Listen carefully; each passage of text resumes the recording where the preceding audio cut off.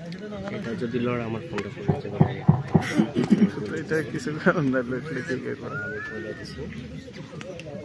الحمد لله نحمده ونستعينه ونستغفره ونؤمن به ونتوكل عليه ونعوذ بالله من شرور أنفسنا ومن سيئات أعمالنا من يهده الله فلا مضل له ومن يضلله فلا هادي له ونشهد أن لا إله إلا الله وحده لا شريك له ونشهد أن سيدنا ونبينا ومولانا محمدا عبده ورسوله صلى الله تعالى عليه وعلى آله وأصحابه وبارك وسلم أما بعد فأعوذ بالله من الشيطان الرجيم بسم الله الرحمن الرحيم يا أيها الذين آمنوا هل أدلكم على تجارة تنجيكم من عذاب أليم تؤمنون بالله ورسوله وتجاهدون في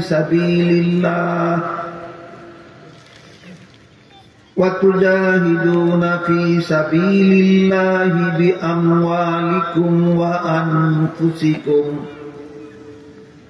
ذلكم خير لكم إن كنتم تعلمون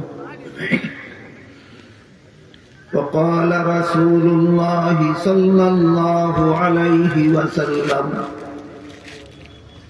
الجهاد ماض إلى يوم القيامة أو كما قال عليه الصلاة والسلام हज़रात उलामाए किराम मुहतरम हाज़िरीन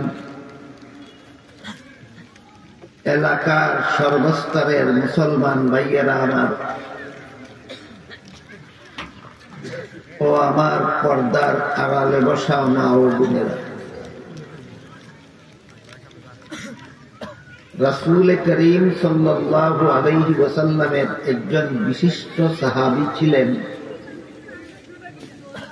তার নাম ছিল উসমান ইবনে মাযউন রাদিয়াল্লাহু আনহু রাসূলের তৃতীয় খলিফা উসমান যিনি তিনি নন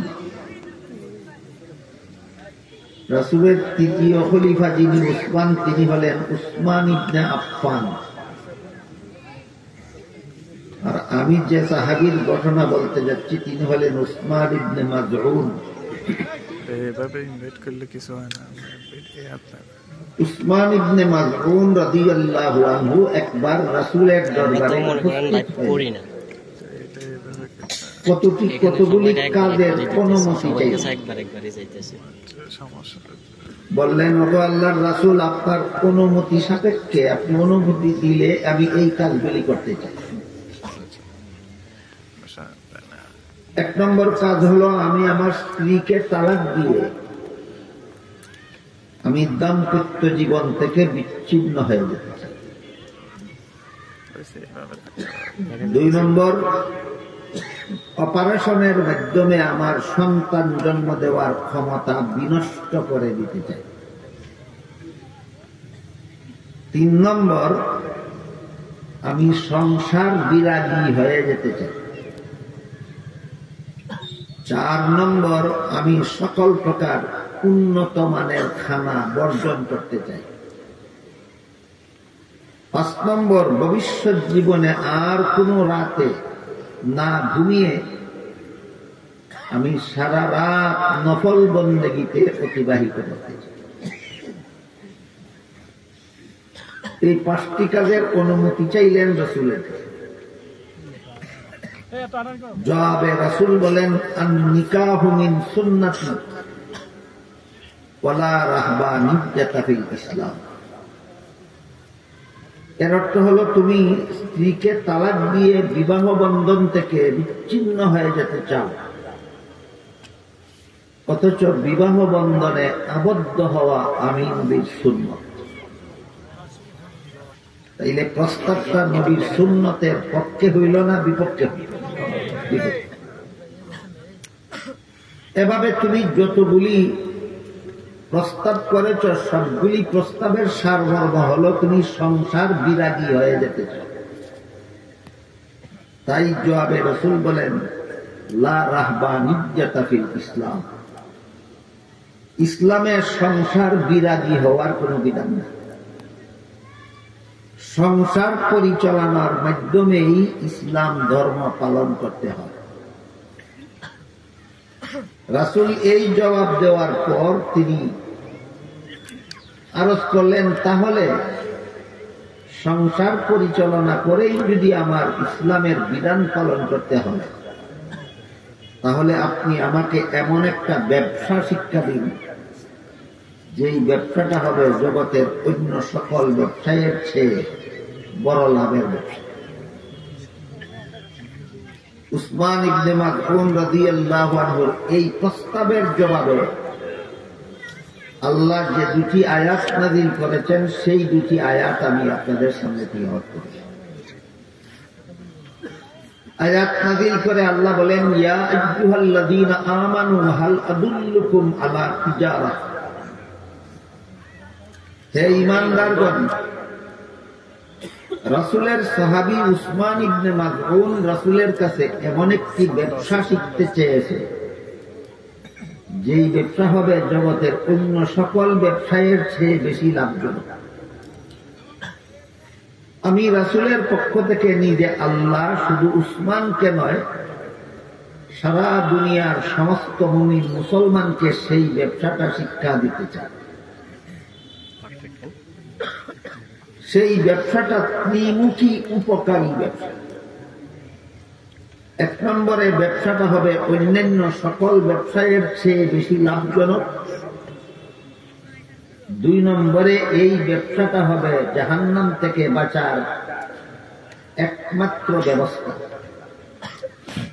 3 নম্বরে এই ব্যবসাটাই হবে জান্নাতের খরিদ্দার হওয়ার ব্যবস্থা। এই ব্যবসায়ের মাধ্যমে তোমরা জান্নাতের খরিদ্দার হতে পারবে। এই ব্যবসায়ের মাধ্যমে তোমরা জাহান্নাম থেকে মুক্তি লাভ করতে পারবে, এবং এই ব্যবসাটা হবে অন্য সকল ব্যবসায়ের চেয়ে অধিক লাভের ব্যবসা। কি সে ব্যবসা, তার বিবরণ দিয়ে আল্লাহ বলেন, তুমিনুনা বিল্লাহি ওয়া রাসূলিহি ওয়া তুজাহিদুনা ফি সাবিলিল্লাহ। তোমরা আল্লাহ এবং আল্লাহর রাসূলের প্রতি ঈমান আনার পর জানে মালে আল্লাহর পথে জিহাদ করবে। এই জিহাদটাই হলো তোমাদের ত্রিমুখী উপকারী ব্যবসা। জানে মালে আল্লাহর পথে জিহাদ করাকে আল্লাহ এখানে ব্যবসা নামে আখ্যায়িত করেছে। এবং কতটা উপকারী? 3টা উপকারী। প্রশ্ন জাগে যে আমরা তো জানি জিহাদ একটা বিশেষ ইবাদত, আর ব্যবসা হলো বেচা কিনার নাম। এমন একটা ইবাদতকে আল্লাহ ব্যবসা বললেন কিভাবে? এখানে বেচা কিনার কি আছে? এই প্রশ্নের জবাব পাওয়া যায় অন্য আয়াতে। সেখানে আল্লাহ বলেছেন, ইন্নাল্লাহা আশতারা মিনাল মুমিনিনা আনফুসাহুম ওয়া আমওয়ালাহুম বিআন্না লাহুমুল জান্নাহ। এর অর্থ হলো আল্লাহ মুমিনদের জান মাল কিনে নিয়েছেন, বিনিময়ে তাদের কাছে আল্লাহর জান্নাত বিক্রি করে দিয়েছেন। কাজেই জিহাদে অস্ত্র কেনার জন্য যে সম্পদ খরচ হয়, আর যুদ্ধের ময়দানে শত্রুর মোকাবেলা লড়াই করে যে সমস্ত মুসলমান মারা যায়, অস্ত্র কেনার খরচে গেল মাল, আর যুদ্ধ করতে গিয়ে শহীদ হওয়ার কারণে গেল জান। এই দুই জিনিসের বিনিময়ে আমি আমার জান্নাত তোমাদের কাছে বিক্রি করে দিই। এই ব্যাখ্যায় আল্লাহ জিহাদকে ব্যবসা বলেছে। এবার বলুন তো, এটা কি দুনিয়ার কোন ব্যবসা না জান্নাত কিনার ব্যবসা? এটা হইল জান্নাত কিনার ব্যবসা। বাকি রইল এই জিহাদ, যে জিহাদকে আল্লাহ জান্নাত কিনার ব্যবসা নামে আখ্যায়িত করেছেন। এটা কোন সময় মুসলমানদের উপর ফরজ হয়, কোন কোন মুসলমানদের উপর ফরজ হয়, কেন জিহাদ করবে, কিভাবে করবে, কাদের বিরুদ্ধে করবে, এই বিষয়গুলি সচরাচর আমাদের সমাজে আলোচনা হয় না। আলোচনা না হওয়ার কারণে সমাজে জিহাদ নিয়ে নানা রকমের ভুল ধারণা সৃষ্টি করে কিছু লোক। মূলত এই সমস্ত ইসলামের জিহাদ বিধান নিয়ে ভুল ধারণার সৃষ্টিকারী হল বিশ্ব সন্ত্রাসী ইহুদি খ্রিস্টান। দুনিয়াতে সর্বযুগেই বিশ্ব সন্ত্রাসী দুইটা গোষ্ঠী আছে। এই দুইটা গোষ্ঠীর নাম হইল ইহুদি আর খ্রিস্টান। এই ইহুদি আর খ্রিস্টানেরা যখন জানতে পেরেছে যে ইসলামের জিহাদ চালু থাকলে সন্ত্রাস চলবে না, তাই এদের সন্ত্রাস চালু রাখার জন্য ইসলামের জিহাদ বিধানের বিরুদ্ধে সন্ত্রাসের অপবাদ ঘটাচ্ছে। এই জন্য আমাদের পৃথক পৃথক ভাবে বোঝা দরকার যে সন্ত্রাস কাকে বলে আর জিহাদ কাকে। মুফাসসিরিনে কেরাম তাফসীরের কিতাবে লিখেছেন, তিন জিনিসের সমষ্টির নাম সন্ত্রাস। তিনটা জিনিস একত্র হলে সন্ত্রাস হয়। তিনটার যে কোনো দুইটা একত্র হলে সন্ত্রাস হবে না, তিনটা একত্র হলে সন্ত্রাস।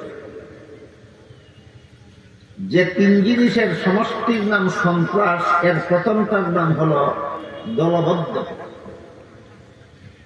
একা একা কেউ সন্ত্রাসী হতে পারে না, দল না বেঁধে। বুঝে থাকলে বলুন, সন্ত্রাস একা চলে না দল বেঁধে হয়? সন্ত্রাসের তিন কাজের প্রথম কাজ হইল দল বাঁধা, দ্বিতীয় কাজ হল অস্ত্রের ব্যবহার। খালি হাতে দল বেঁধে সন্ত্রাসী হবে? আপনার এখানে দল বেঁধেই বলেছে, বসেছেন, কিন্তু অস্ত্র নিয়ে না খালি হাতে, তবে এই দলকে সন্ত্রাসী বলা যায়। প্রথম কাজ হইল দল বাঁধা, দ্বিতীয় কাজ হইল অস্ত্রের ব্যবহার করা, তৃতীয় কাজ হইল নির্দোষের উপর হামলা করা। দল বেঁধে অস্ত্র নিয়ে নির্দোষের উপর হামলা করার নাম সন্ত্রাস। আমরা কোনদিন যেন ভুলে না যাই, দল বেঁধে অস্ত্র নিয়ে নির্দোষের উপর হামলা করার নাম সন্ত্রাস। এই সন্ত্রাস দমনের ব্যবস্থা দিয়েছেন আল্লাহ। একটা প্রাথমিক ব্যবস্থা আর একটা চূড়ান্ত ব্যবস্থা, এবং গ্রহণ করার দায়িত্ব দিচ্ছেন সরকারকে, মুসলমান সরকার। মুসলমান দেশের সরকারের দায়িত্ব হল সন্ত্রাস দমন করা। প্রাথমিক ব্যবস্থায় সম্ভব হলে প্রাথমিক ব্যবস্থায়, আর প্রাথমিক ব্যবস্থায় সম্ভব না হলে চূড়ান্ত ব্যবস্থায় সন্ত্রাস দমন করার দায়িত্ব মুসলমান দেশের সরকারের। কি বুঝলেন?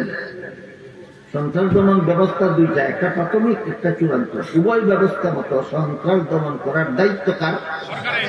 সরকার। এই জন্য মুহাম্মদুর রাসূলুল্লাহ সাল্লাল্লাহু আলাইহি ওয়াসাল্লামের কাছে 40 বছর বয়সে যখন কুরআন নাযিল শুরু হল, কুরআন নাযিল শুরু হওয়ার আরো দীর্ঘ 13টি বছর পর্যন্ত মক্কার সন্ত্রাসীদের হামলার শিকার হয়েছেন দেশে। মক্কার সন্ত্রাসীদের অবর্ণনীয় জুলুম অত্যাচার সহ্য করেছে। কিন্তু জেহাদের হুকুম আল্লাহ নাযিল করেন। কুরআন নাযিল শুরু হওয়ার পর থেকে হিজরতের পূর্ব পর্যন্ত যে 13 বছর রাসূল মক্কায় মজলুম জীবন যাপন করেছিলেন, রাসূলের জীবনের এই অংশটাকেই রাসূলের মক্কি জিন্দেগি বলা হয়। 13 বছরের মক্কি জিন্দেগিতে রাসূল এবং রাসূলের অনুসারী নিরীহ মুসলমানেরা শুধু সন্ত্রাসীদের হামলা সহ্য করেছেন, সন্ত্রাস দমন ব্যবস্থা গ্রহণ করেননি, আল্লাহ ব্যবস্থা গ্রহণ করার অনুমতিও দেন। তার কারণ এই 13 বছরের মক্কি জিন্দেগিতে রাসূলের কোন সরকার ছিল না, মুসলমানদের কোন সরকার ছিল না, এই জন্য জেহাদের হুকুম আসে। কি বুঝলাম? তাহলে জেহাদের মাধ্যমে সন্ত্রাস দমন করার দায়িত্বটা কার? 13 বছরের মক্কি জিন্দেগিতে সন্ত্রাসীরা একাধারে 13 বছর জুলুম অত্যাচার করলো, সন্ত্রাসী হামলা করলো, রাসূল দমন করতে গেলেন না কেন? সরকার নাই। রাসূল দমন করতে গেলেন না কেন? তারপর 53 বছর বয়সে আল্লাহ রাসূল মক্কা শরীফ থেকে হিজরত করে মদিনা শরীফ গিয়ে একটা ইসলামী রাষ্ট্র প্রতিষ্ঠা করেন। রাষ্ট্র পরিচালনার জন্য একটা সংবিধান রচনা করেন। ইতিহাসের ভাষায় সেই সংবিধানটার নাম ছিল মদিনা সনদ। এই মদিনায় হিজরত করে যাওয়ার পর যে রাষ্ট্র প্রতিষ্ঠা করেছিলেন, এই রাষ্ট্রের শাসনকর্তা হিসাবে রাসূল আরো 10 বছর দুনিয়াতে ছিলেন। মক্কা মদিনায় বসবাসরত 10 বছরে রাসূল এই রাষ্ট্র শাসন করেছেন এবং 10 বছর পরে রাসূল ইন্তেকাল করে দুনিয়া থেকে বিদায় করেছেন। আগের বছর রাসূল হিজরত করে মদিনা শরীফ গেলেন। পরের বছরেই মক্কার সন্ত্রাসীরা আবু জাহালের নেতৃত্বে 950 অস্ত্র সজ্জিত সন্ত্রাসী মদিনায় গিয়ে মুসলমানদের উপর হামলা করার জন্য রওনা হল।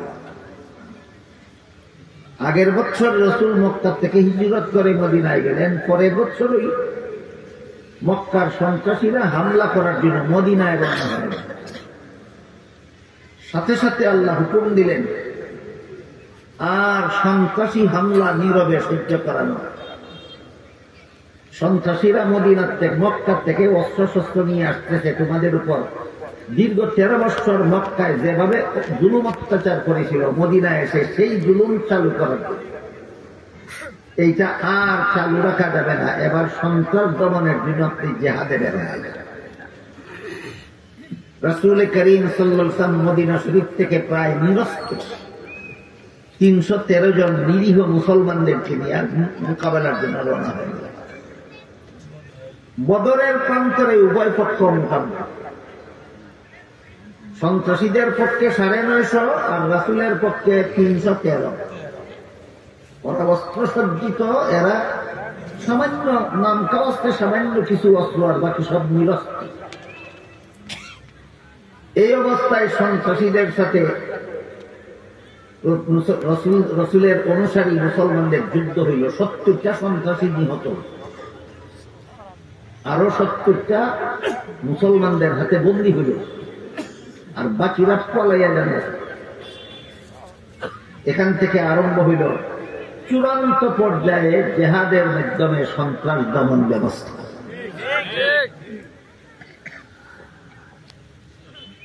এই কাহিনীর মাধ্যমে আমি আপনাদেরকে বোঝাবার চেষ্টা করেছি যে সন্ত্রাস দমন করার দায়িত্ব বর্তায় সরকারের উপর। সন্ত্রাস দমন করার দায়িত্ব বর্তায় মুসলমান সরকারের উপর। মুসলমান সরকার যদি সন্ত্রাস দমনের ব্যবস্থা গ্রহণ না করে, তাহলে এই দেশে যত সন্ত্রাসী কর্মকাণ্ড ঘটবে সবগুলির সমান গুণা একা সরকারের আমলনামে লেখা।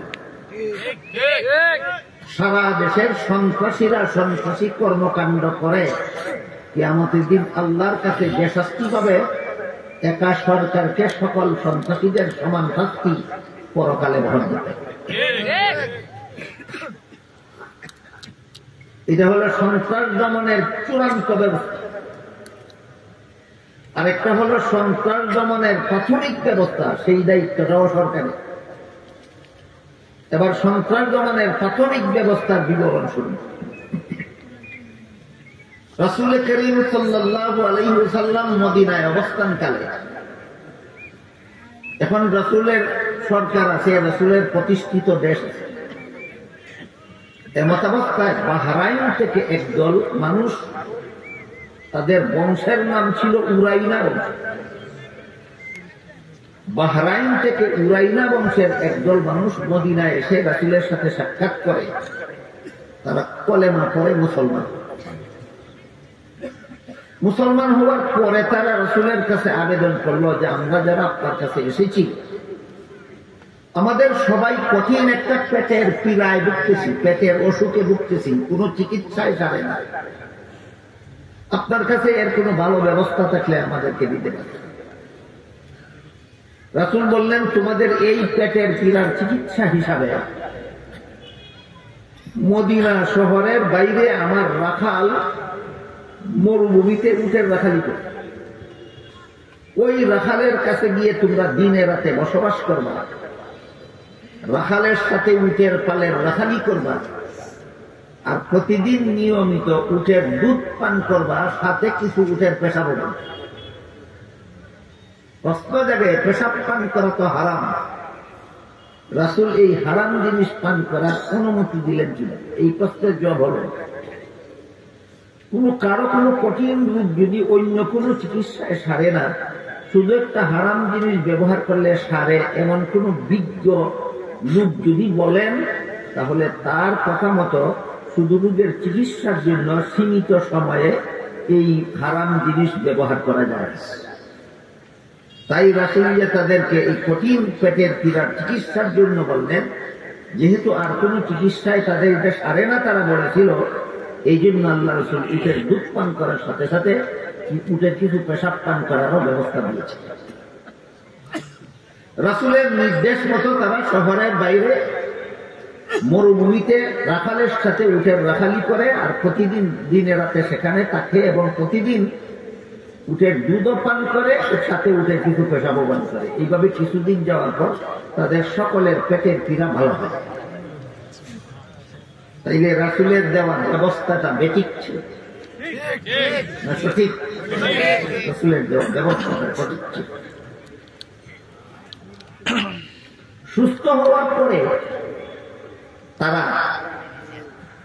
রাসূলের সেই রাখালকে 4টা হাত পা একসাথে কেটে দিল। রাখালের 4 হাত পা কেটে দিল, হাতের দ্বারা না অস্ত্রের দ্বারা? এরা একজন লোক এসেছিল না দল বেঁধে,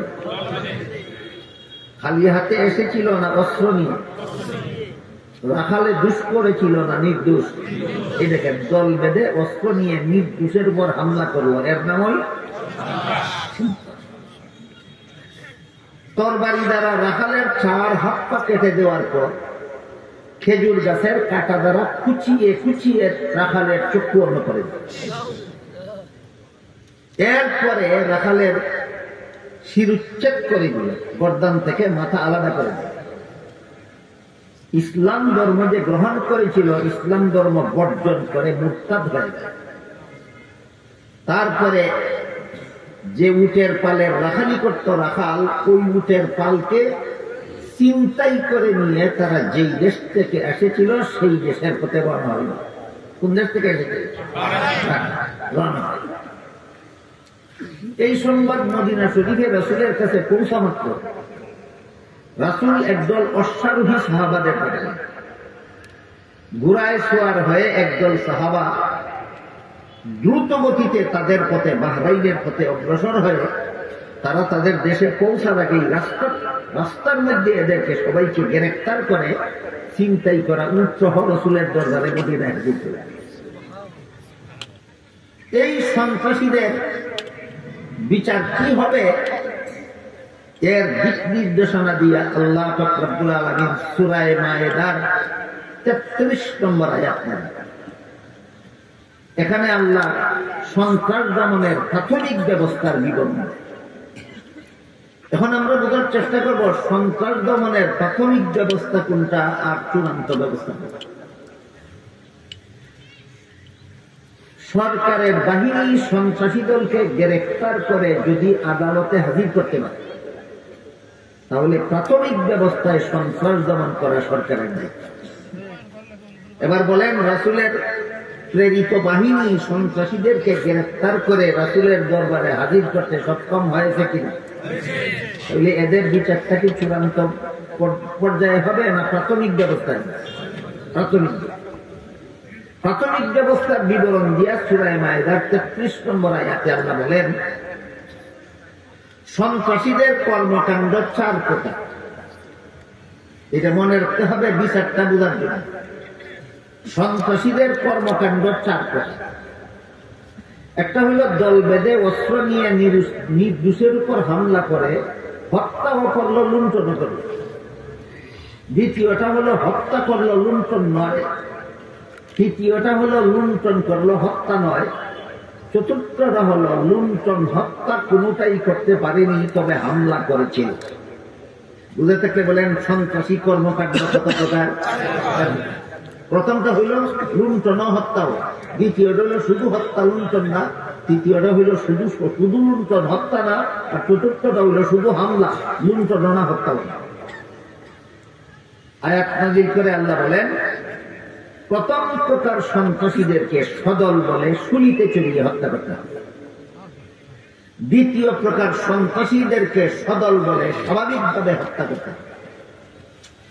তৃতীয় প্রকার সন্ত্রাসীদের এক সদল বলে এক পাশের হাত এক পাশের পা কেটে দিতে হবে। চতুর্থ প্রকার সন্ত্রাসীদেরকে সদল বলে জেলখানায় বন্দী করে দিতে হবে। মুসলমান সরকারকে আল্লাহ শিক্ষা দিয়েছেন কোরআনের আয়াতে যে প্রথম অবস্থায় সন্ত্রাস দমনের এই হইল ব্যবস্থা। এবার আপনারাই বলুন, কথাটা বুঝে থাকবে, যে কোন দেশের সরকার সন্ত্রাসী দলকে গ্রেফতার করতে পারলে এই 4 পদ্ধতির যে পদ্ধতির অপরাধ সেই পদ্ধতির বিচার যদি সরকার করত, দুনিয়ার কোন দেশে কি সন্ত্রাসীরা থাকতে পারত? সুতরাং এটা হলো সন্ত্রাস দমনের প্রাথমিক ব্যবস্থা। যদি সন্ত্রাসী বাহিনীকে সরকারি বাহিনী গ্রেফতার করে আদালতে হাজির করতে সক্ষম হয়, তাহলে আদালতের মাধ্যমে হবে সন্ত্রাসীদের বিচার। আর যদি সন্ত্রাসীদেরকে গ্রেফতার করার জন্য সরকারি বাহিনী গেলে ওরা সরকারি বাহিনীর কাছে ধরা না দিয়ে সরকারি বাহিনীর সাথে যুদ্ধ করার জন্য অস্ত্র নিয়ে দাঁড়িয়ে যায়। কথা বুঝেন কিনা? যেখানে সন্ত্রাসীদের আস্তানা সেখানে পুলিশ গেল গ্রেফতার করতে, এরা পুলিশের হাতে ধরা না দিয়া গোপাল ফালতা পুলিশের সাথে যুদ্ধ করার জন্য অস্ত্র নিয়ে দাঁড়িয়ে গেল। বলুন তো এদেরকে আদালতে বিচার করা সম্ভব? সম্ভব না। এমন ক্ষেত্রে ইসলামের বিধান হলো, যেখানে সন্ত্রাসীরা অস্ত্র নিয়ে দাঁড়িয়ে আছে সেখানেই সেনাবাহিনী পাঠিয়ে সরকার জিহাদ শুরু করে দেবে। এটা হলো সন্ত্রাস দমনের চূড়ান্ত ব্যবস্থার নাম জিহাদ। সন্ত্রাস দমনের প্রাথমিক ব্যবস্থার নাম আদালত, সন্ত্রাস দমনের চূড়ান্ত ব্যবস্থার নাম জিহাদ।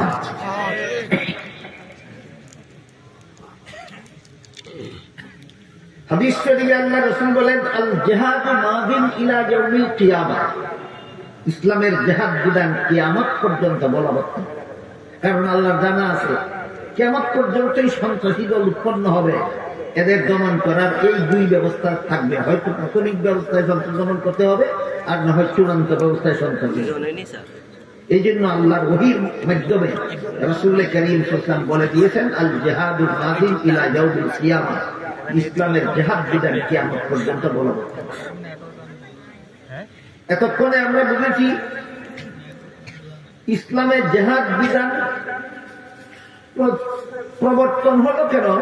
জবাব হইল সন্ত্রাস দমন করার জন্য। ইসলামে জিহাদের বিধান দেওয়া হলো কেন? সন্ত্রাস দমন। এই সন্ত্রাস আবার 2 রকমের আছে। একটাকে বলে তথ্য সন্ত্রাস, আর একটার নাম হলো অস্ত্র সন্ত্রাস। আমার কথা বুঝে থাকলে বলুন, সন্ত্রাস আবার কত প্রকার? একটার নাম তথ্য সন্ত্রাস, আর একটার নাম অস্ত্র সন্ত্রাস। উভয় সন্ত্রাসের বিরুদ্ধেই হয়তো আদালতে বিচার করতে হবে, আর না হয় জিহাদ। এবার আমরা বোঝার চেষ্টা করি তথ্য সন্ত্রাস কাকে। তথ্য সন্ত্রাস বলে দল আছে, অস্ত্র আছে, হামলাও আছে, কিন্তু হামলাটা মুসলমানের শরীরের উপর করে না। হামলাটা অস্ত্রের বলে দলের মাধ্যমে মুসলমানদের ইসলামী বিধিবিধান, ইসলামের আকীদা বিশ্বাসের উপর হামলা করে। যারা অস্ত্রের বলে এবং দলের মাধ্যমে ইসলামের বিধিবিধানের উপর হামলা করে তথ্যের মাধ্যমে, এটার নাম তথ্য সন্ত্রাস। যেমন আল্লাহ পাক রব্বুল আলামিন সূরা আহজাবের 33 নম্বর আয়াতের শুরুতে মুসলমান মহিলাদের সম্বোধন করে বলেন, ওয়াকারনা ফি বুয়ুতিকুম, মুসলমান মহিলারা তোমরা বসবাসের ঘরে থাকো। এটা ইসলামের বিধান। মুসলমান মহিলারা বসবাসের ঘরে থাকবে, এটা ইসলামের বিধান।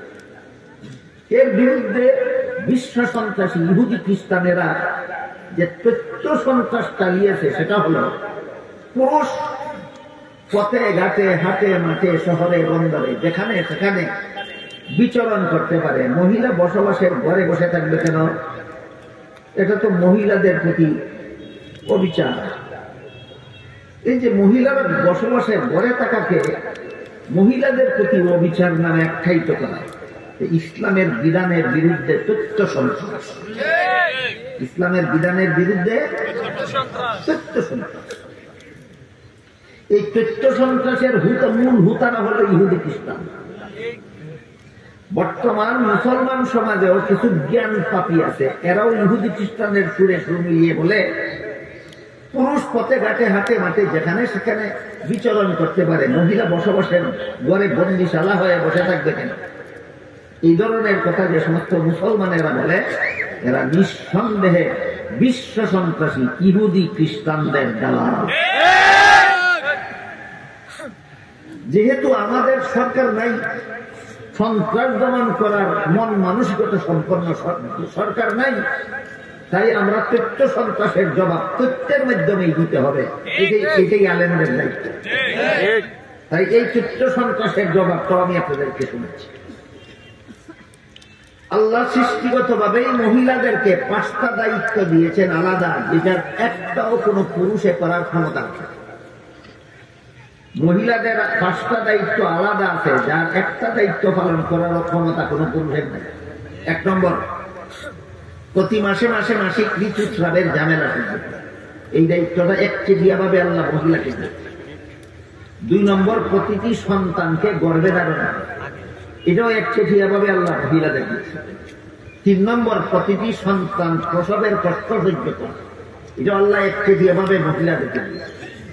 4 নম্বর, প্রতিটি সন্তানকে স্তনের দুধ পান করানো, এই দায়িত্বটাও একতরফাভাবে মহিলাদের।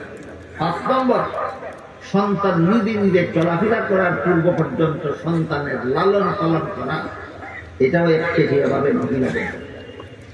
বুঝে থাকতে বলুন, ইসলামের বিধানে মহিলাদের আলাদা দায়িত্ব আছে কতগুলি? 5টা। এই 5 দায়িত্বের একটাও কোনো পুরুষে পালন করার ক্ষমতা রাখে এমত অবস্থায় বলুন তো, মাসিক ঋতুস্রাব চলাকালে সারাদিন অফিসের চেয়ারে বসে থাকা সুবিধা না বসবাসের ঘর সুবিধা? সন্তান গর্ভে নিয়ে খেতে খামারে পুরুষের কাঁধে কাঁধ মিলিয়ে কাজ করা সুবিধা না বসবাসের ঘর সুবিধা? সন্তান প্রসবের সময় হাট বাজার দোকানপাট সুবিধা না বসবাসের ঘর সুবিধা? সন্তানকে স্তনের দুধ পান করাবার সময় গাড়ির ড্রাইভিং সিট সুবিধা না বসবাসের ঘর সুবিধা? সন্তান লালন পালনের জন্য সংসদ ভবন সুবিধা না বসবাসের ঘর সুবিধা? তাহলে আল্লাহ যে মহিলাদেরকে বসবাসের ঘরে থাকতে বলেছেন, এটা কি বন্দিশালা হিসাবে না কর্মস্থল? এটা হলো সন্ত্রাসীদের তথ্য সন্ত্রাসের জবাব। আমরা যেহেতু আমাদের সন্ত্রাস দমন উপযোগী সরকার নাই, তাকে আমরা জিহাদ করতে পারি। যেহেতু সন্ত্রাস দমনের উপযোগী সরকার নাই, তাই এই তথ্য সন্ত্রাসের জবাব আমরা তথ্য ভিত্তিতে দেওয়া আলেমদের দায়িত্ব। আরেকটা তথ্য সন্ত্রাসের উদাহরণ দিচ্ছি আপনাদের। পবিত্র কোরআনের সূরা নিসা এর 11 নম্বর আয়াতে আল্লাহ বলেন ওয়ালিযাকারি মিসলু হাযযিল উনসায়াইন। এর মর্ম হলো পিতা মাতা মারা গেলে পিতা মাতার তেজ্য সম্পদে ছেলে পাবে 2 অংশ, মেয়ে পাবে 1 অংশ। ইসলামের এই বিধানটা আরো শুনেছেন কোনদিন? আজকে নতুন শুনলেন? এটার বিরুদ্ধে বিশ্ব সন্ত্রাসী ইহুদি খ্রিস্টানদের সুরে সুর মিলিয়ে মুসলমান সমাজের একদল মির্জাফর মার্কা দালাল, এরাও এর বিরুদ্ধে আপত্তি দেখাচ্ছে। এরা বলছে ছেলে যেই বাবার সন্তান, মেয়ে সেই বাবার সন্তান। ছেলের মুখ আছে খাওয়ার দরকার, মেয়েরও মুখ আছে খাওয়ার দরকার। ছেলের শরীর আছে পোশাকের দরকার, মেয়েরও শরীর আছে পোশাকের দরকার। ছেলের জীবন যাপনের জন্য বাড়িঘরের দরকার, মেয়েরও জীবন যাপনের জন্য বাড়িঘরের দরকার।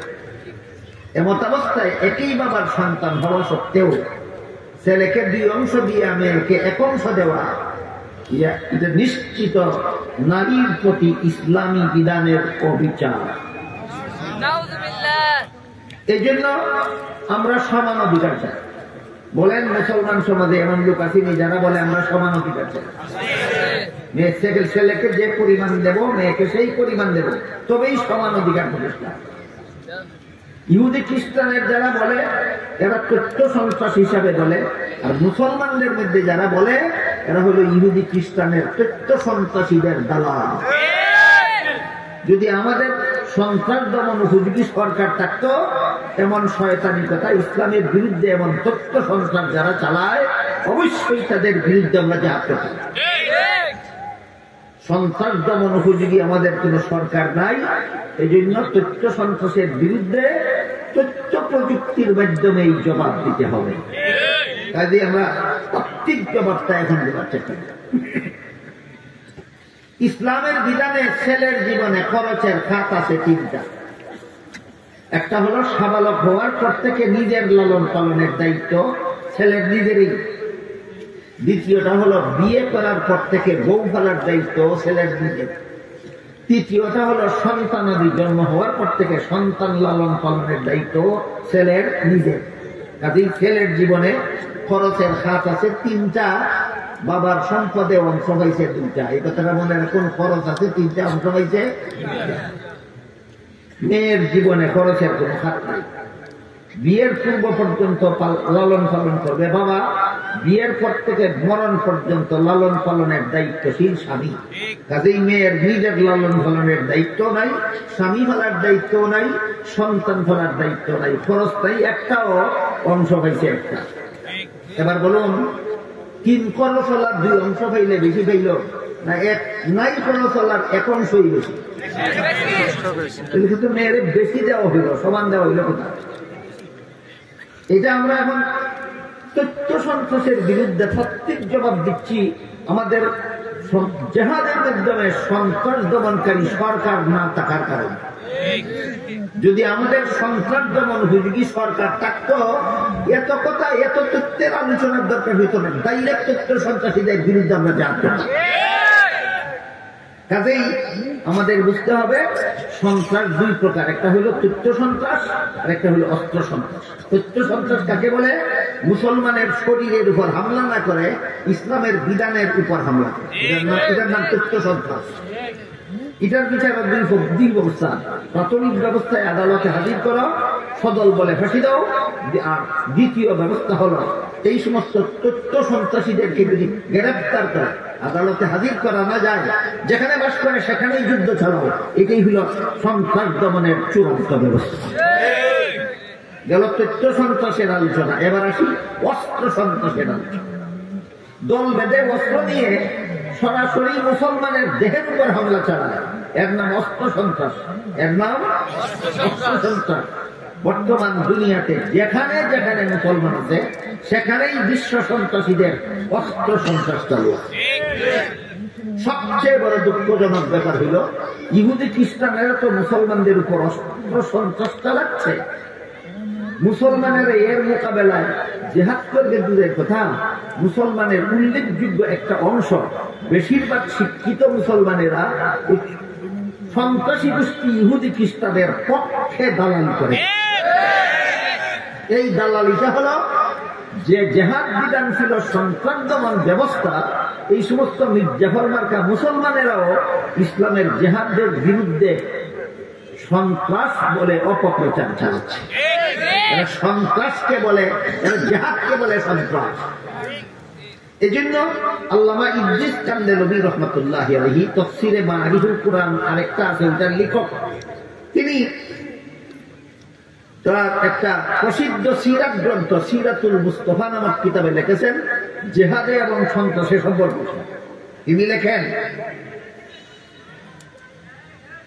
মানুষের শরীরের মধ্যে একটা কঠিন রোগ হয়, যেই রোগটা পুরাতন হয়ে গেলে আর কোনো চিকিৎসায় সারে না, মরণ ছাড়া এই রোগীর আর কোনো গতি থাকে না। এই রোগটার নাম হলো ক্যান্সার। রোগটার নাম ক্যান্সার। যদি পুরাতন হয়ে যায় কোনো চিকিৎসায় আর সুস্থ হয় না, মরণ ছাড়া গতি থাকে না। হ্যাঁ, ক্যান্সার যদি প্রাথমিক অবস্থায় ধরা পড়ে তাইলে শরীরের যে অঙ্গটা ক্যান্সারে আক্রান্ত ওই অঙ্গটা অপারেশন করে কেটে ফেলে দিলে শরীরের বাকি অঙ্গ রক্ষা করা যায়। কাজেই ক্যান্সারের চিকিৎসা কি মলম ব্যবহার করা, না ট্যাবলেট, না ক্যাপসুল, না অপারেশন? ঠিক তেমনি ভাবে আল্লাহর দৃষ্টিতে গোটা বিশ্ব মানবতার সমস্তাই একটা দেহের মতো। এই মানব সমাজের সন্ত্রাসী দল হলো ক্যান্সারের মতো, আর ইসলামের জেহাদ বিধান হইল এই সন্ত্রাস নামক ক্যান্সারের অপারেশন। আবার বলি, আল্লাহর দৃষ্টিতে মানুষের সমাজটা একটা শরীরের। এই সমাজে যতগুলি সন্ত্রাসী আছে সবগুলি সমাজ দেহের ক্যান্সার, আর ইসলামের জেহাদ বিধান এই সন্ত্রাস নামক ক্যান্সারের অপারেশন। তাহলে জেহাদ সন্ত্রাস না সন্ত্রাস দমন ব্যবস্থা? তাহলে জেহাদকে সন্ত্রাস বলা, যেই পুলিশে চুর ধরে এই পুলিশকে চুর বলার মতো। যেই পুলিশের দায়িত্ব চুরকে গ্রেফতার করা, এই পুলিশকে যদি চুর কয় তাহলে অবাধে চুরেরা চুরি করতে পারবে। ঠিক তেমনি ভাবে বিশ্ব সন্ত্রাসীরা, যে জেহাদ ছিল সন্ত্রাস দমন ব্যবস্থা, এই জেহাদকে যখন সন্ত্রাস বলা শুরু করেছে তখন বিশ্ব সন্ত্রাসীরা অবাধে ইসলামের জেহাদকে জব্দ করে দিয়ে, স্তব্ধ করে দিয়ে অবাধে সারা বিশ্বে বর্তমানে এই সন্ত্রাসী কর্মকাণ্ড চলছে। 2001 সালের 11 সেপ্টেম্বর 2001 সালের 11 সেপ্টেম্বর বিশ্ব সন্ত্রাসী আমেরিকা আফগানিস্তানের মুসলমানদের উপর সন্ত্রাসী হামলা চালায়। মনে আছে কারো আপনাদের? কোন দোষ ছিল আফগানি মুসলমানদের? কোন দোষ? নির্দোষ। আমেরিকার লাল কুত্তারা একা একা এসেছিল আফগানিস্তান, না দল বেঁধে? খালি হাতে এসেছিল না অস্ত্র? দোষীর উপর হামলা করেছিল না নির্দোষ? পাওয়া গেল কিনা সন্ত্রাস? তাহলে আফগানিরা সন্ত্রাসী না আমেরিকানরা সন্ত্রাসী? নিরীহ নির্দোষ মুসলমানদেরকে সন্ত্রাসী বলে কেন? বিশ্ব মানবতার বিবেকের চোখে ধুলা পড়া দেওয়া।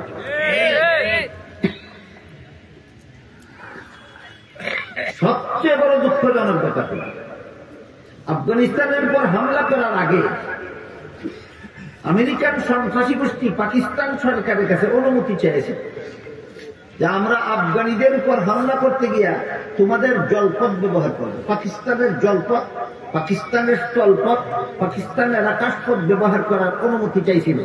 পাকিস্তান সরকার বিশ্ব সন্ত্রাসী আমেরিকাকে অনুমতি দিয়ে দিয়েছিল, আমাদের জলপথ ব্যবহার করো, আমাদের স্থলপথ ব্যবহার করো, আমাদের আকাশপথ ব্যবহার করো, আফগানি মুসলমানদেরকে ইচ্ছা মতো মারো, আমাদেরকে মারো। বলেন, আমেরিকার হামলার জন্য বেশি দুঃখ না পাকিস্তান সরকারের মতো মির্জাফরের জন্য বেশি দুঃখ? এই সমস্ত মির্জাফরদের কারণে ইসলামের জেহাদ বিধান বাস্তবায়ন করা যাচ্ছে না, পৃথিবীর মাটি থেকে সন্ত্রাসকে নির্মূল করা যাচ্ছে না।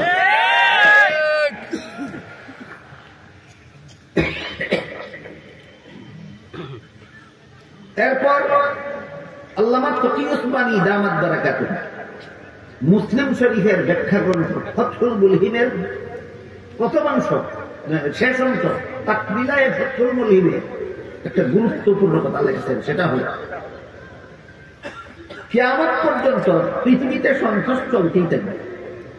দমন করার দায়িত্ব সরকারের। সরকার যদি সেই দায়িত্বের ব্যাপারে উদাসীন হয়, সরকার জানেই না তার দায়িত্ব যে সন্ত্রাস দমনের এই দুইটা ব্যবস্থা পরীক্ষা ব্যবস্থা করা। আমার তো মনে হয় বর্তমান দুনিয়ার একটা দুইটা দেশ বাদ দিলে বাকি সারা দুনিয়ার সমস্ত দেশের সরকাররা সন্ত্রাস দমনের দায়িত্ব নিয়ে মাথা গামায় না। মাথা গামায় জীবন ভর গদিটাকে ফেরাউনের মতো কামড় দিয়া ধরে রাখার জন্য। আল্লাহ রাসূল বলেন, আল্লাহ কুল্লুকুম রাঈন ওয়া কুল্লুকুম মাসউলুন আন রাইয়াতিহি। গদিতে যারা বসা থাকো, 2 দিন বসা থাকো আর 2 বছর বসা থাকো, 2 যুগ বসা থাকো আর জীবন ভর বসা থাকো, যতদিন পর্যন্ত তুমি গদিতে বসা ছিল ততদিন পর্যন্ত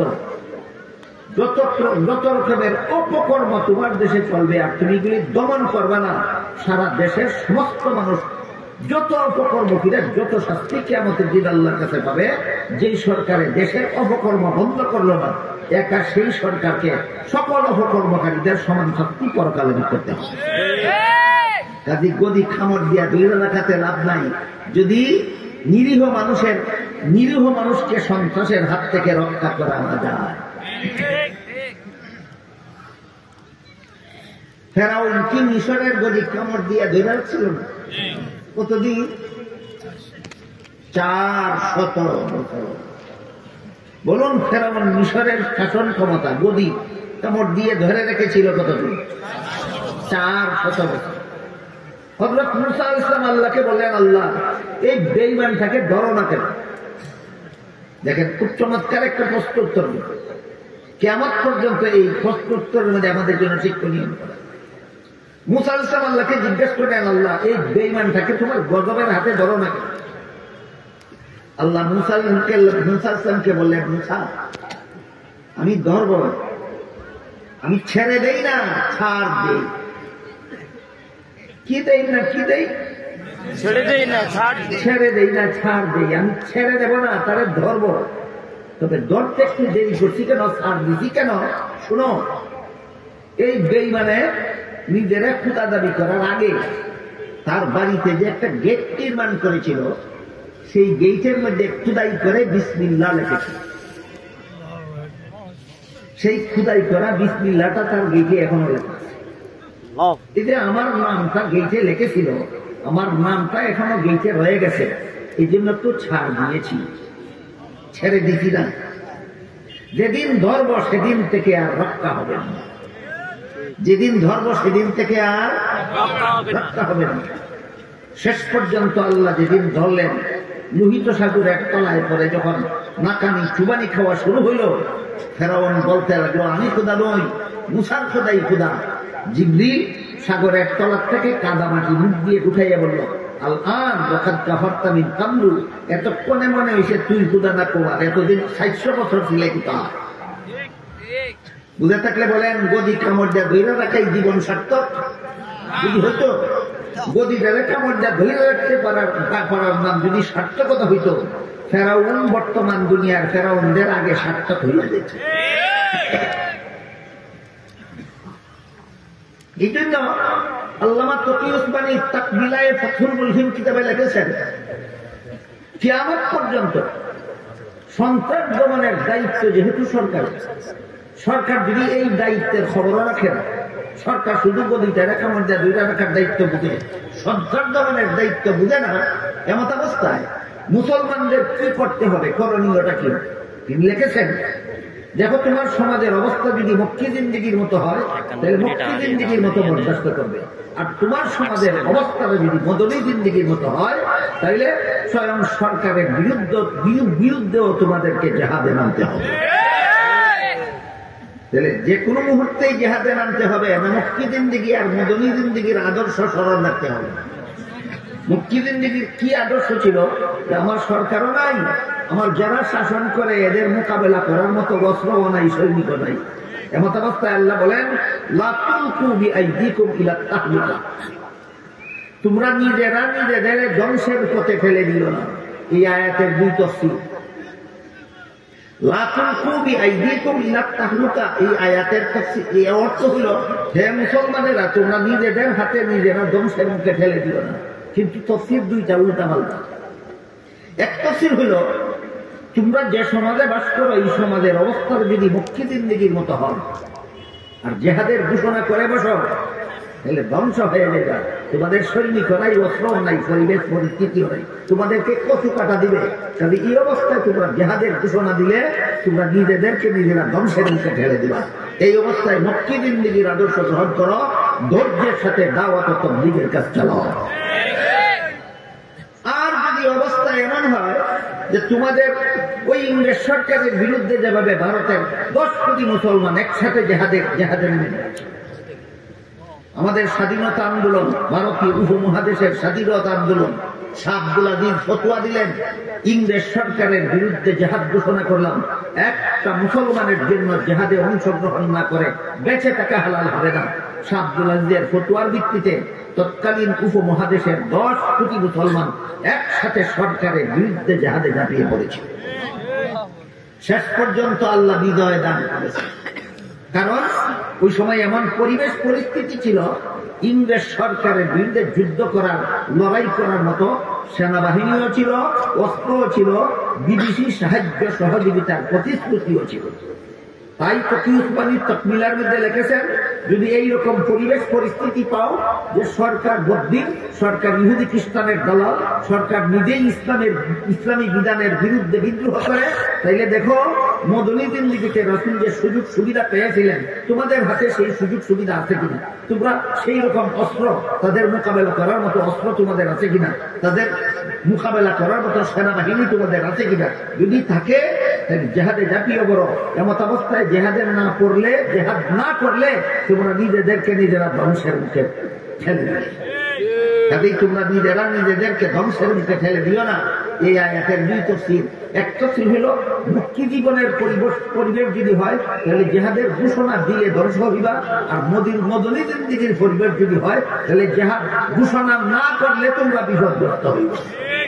আল্লাহ আপনাদের আমাদের সবাইকে রাসূলের মক্কি জিন্দেগির অবস্থা বিবেচনায়, মদনী জিন্দেগির অবস্থা বিবেচনায়, হয়তো দাওয়াত ও তাবলীগের মাধ্যমে আর না হয় জিহাদের মাধ্যমে ইসলামের জান্নাকে বুলন্দ রাখার তৌফিক দান করুন। সবাইকে আমিন।